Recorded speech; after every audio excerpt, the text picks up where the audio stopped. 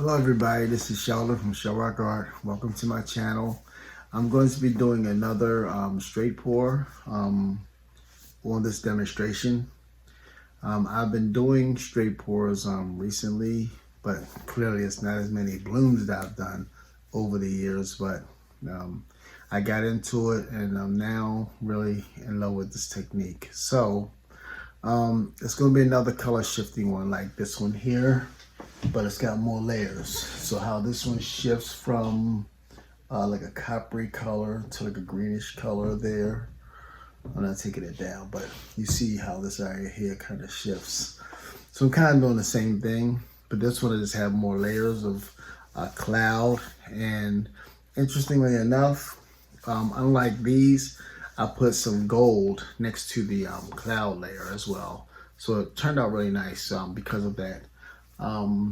But this is a straight cloud pour. There are other types of straight pours that you can learn if you want to try. I have one up here that Gina DeLuca does. Let me show you. Well, it's similar to that because consistency, even though I don't have the center quite there, but you see how these boulder cells are really bulging out like that in 3D, kind of. The consistency is different. I just don't have this spiral that I actually Gina has perfected in going in the middle. But I still like this piece. I like the way it turned out with the hydrophobic effect. So that's that. So there's a number of ways, different ways of doing it. This baby right here too is a nice way as well. So it depends on how you layer your colors and also your consistency, and you get different effects. So the piece that I'm going to be demonstrating is this one here. So it dried pretty well. You see this side, how the middle shifts to blue, but then it shifts to gold, greenish gold on this side. So it gets like a bluish green, then it even goes into a purple. If it's once it gets varnished, it'll become and I get a more of a sharper angle, you'll see that it becomes purple, and which is good because when you do pieces like this that shift multiple colors, try to make sure that the colors that you have in your pour will match the colors that these shift into. So it's because this has greens and blues and purples. I used greens and blues and purples all out here, okay? And that's the close-up of the gold area that's next to the clouds. So you're gonna see that when I bring you in for a closer look in the demonstration. So without further ado, let's get over to the pouring table, and I can show you how I did this particular cloud pour. Straight cloud pour, but I did not come with a name yet. So maybe in your comments, you can help me out with a name. I'd appreciate it. But in the meantime, let's get over to the table, okay? Bye-bye.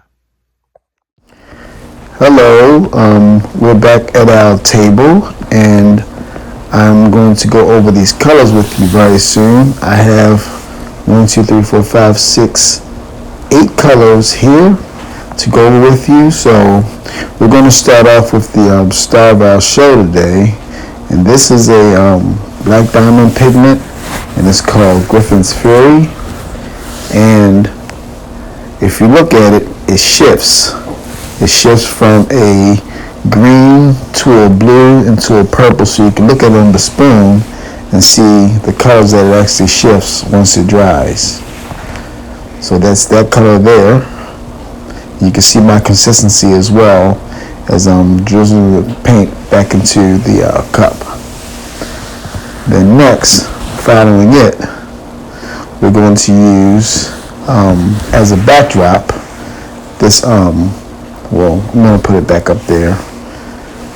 We're going to use this Prussian blue, and I wanted to give it some sparkle, so this Prussian blue, I added a touch of Peacock from ColourArte. It's a prism pour color, and what it does, it gives it a green shimmer once it dries, and I put some resin on it.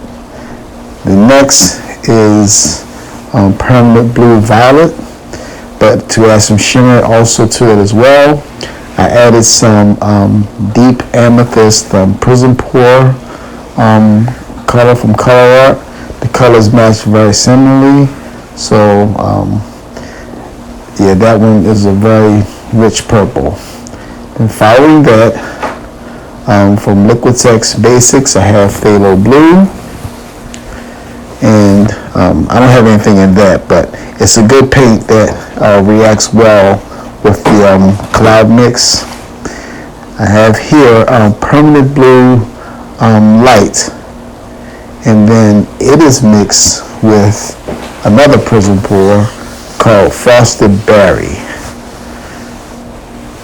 And look at that lovely light color. So you have a light purple and a dark purple, and then of course after that I'm going to follow it up with some well, I'm showing you again, but I'm going to follow it up with some light green, which I'll show you next. And that's also a Liquitex Basics color. This is it here.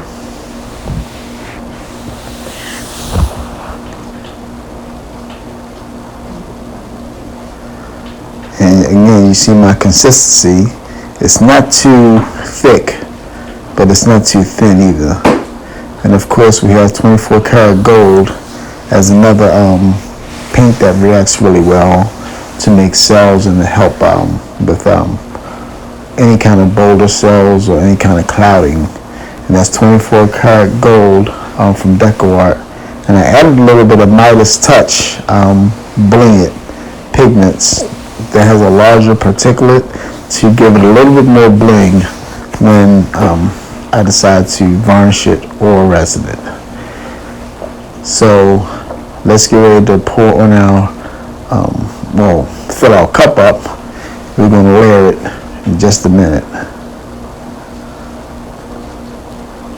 So I'll start off with the first color, and that's going to be right in the center. So the last color that comes out of the cup will be what I put on the bottom.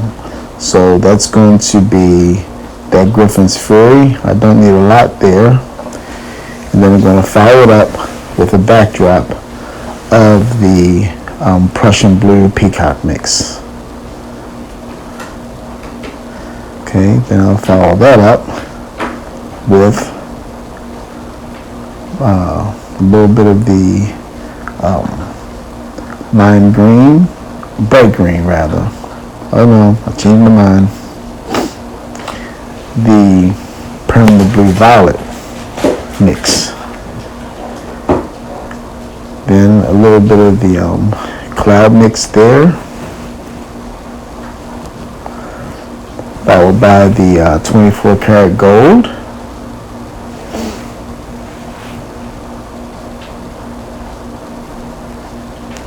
Let me make a number of layers of these colors. The Pthalo blue. I want a number of layers of the cloud mix and the gold to give it some contrast. The light green. Back to the gold. It's like a green gold together.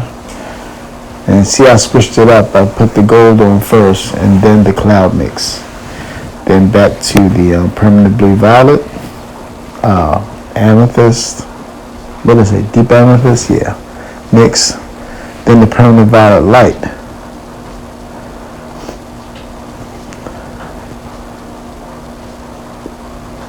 And the Prussian blue, back to some white, back to some gold. So it's making some nice contrasting stripes there. Then I go back to the Prussian blue on top of that gold.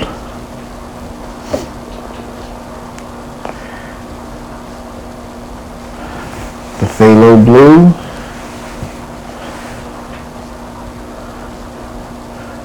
The bright green.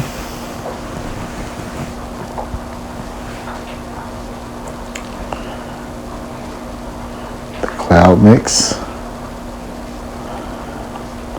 I'll sandwich that again with some of the gold. And then the permanent blue violet with the amethyst.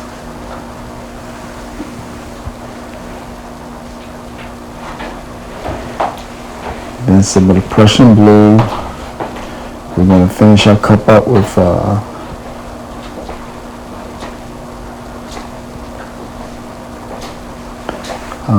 let's see. I think I'll go with the green. Nope, change my mind on that one. The light violet. And that's going to be our cup. So you see how the layers are there, nice and heavily contrasted. So let's clear the board off. This is a 20 by 20. I keep saying 20 by 20. This is a 20-inch round wooden ply board that I picked up from Hobby Lobby, from Art Nines. And they're pretty sturdy. I like them because I can pour on them and everything stays smooth and there's no sinking. So here I have some old paint, some old orange, and I'm going to put some other old colors down because I'm just trying to use up some old paint on this particular part and use it as a flood coat. Okay, now that I got my flood coat down with the old paints, I'm going to now start the pour in the center. I'm starting on high so I can move around and make a design from the wiggle of the paint. And as more comes out, I'm getting lower to the canvas and I'm starting to turn the canvas to make a nice little design. So I'm going one direction and then another direction. But you can see the different layers that's coming out of my cup. So I'm very happy with this one so far. It's making nice curls. And here comes that Griffins Fury as the last part. So this is the part where I have to be really careful because I don't want any drips. So when the last drip comes out, I want to be able to catch it so it doesn't mess up the composition. But the spiral is looking very well right now. I like the way it's turning out.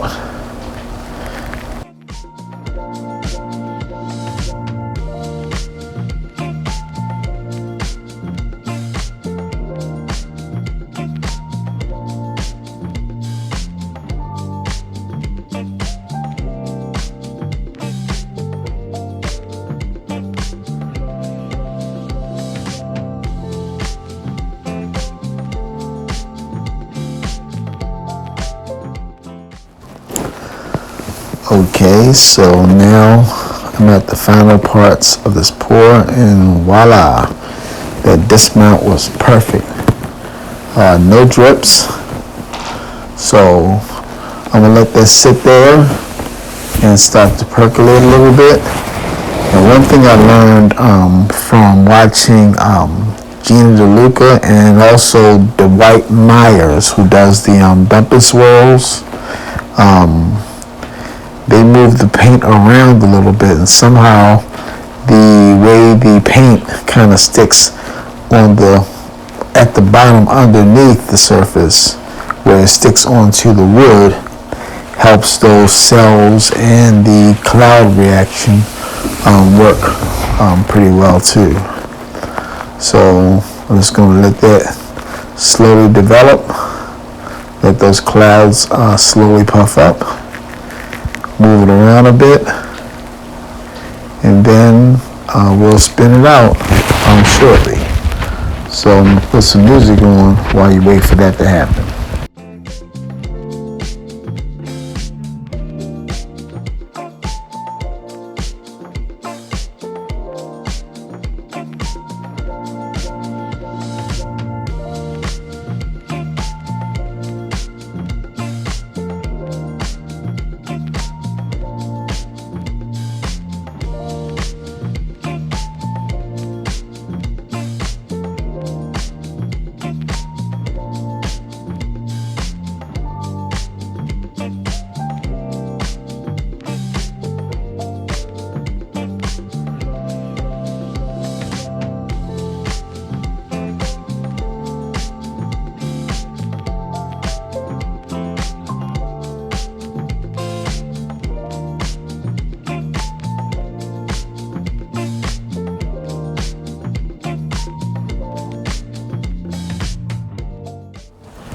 Now that I made sure that the spiral is dead center and the clouds have really puffed up pretty nice, now it's time for me to start to spin.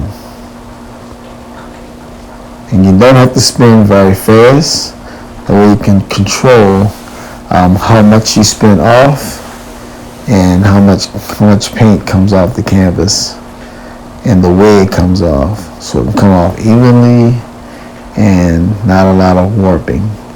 But you can see that the circle is a little bit off center. The circle itself, not the spiral, but the actual board is a little bit off center on the spinner.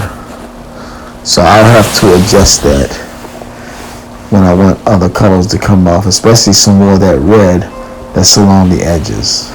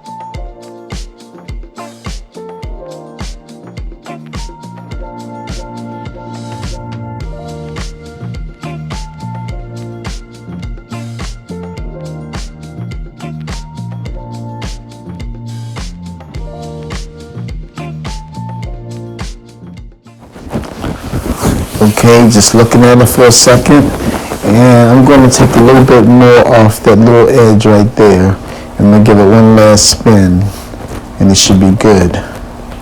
And then after the spin, we're going to get you down for a closer look, because I think she's a beauty, and I really love the way this turned out. And once you see the wet results, then shortly I will show you the dry results as well. So let me get ready to take you down for a closer look as soon as I take these gloves off, and I can shut this camera off, and I can take you down for a closer look. Okay? See you soon.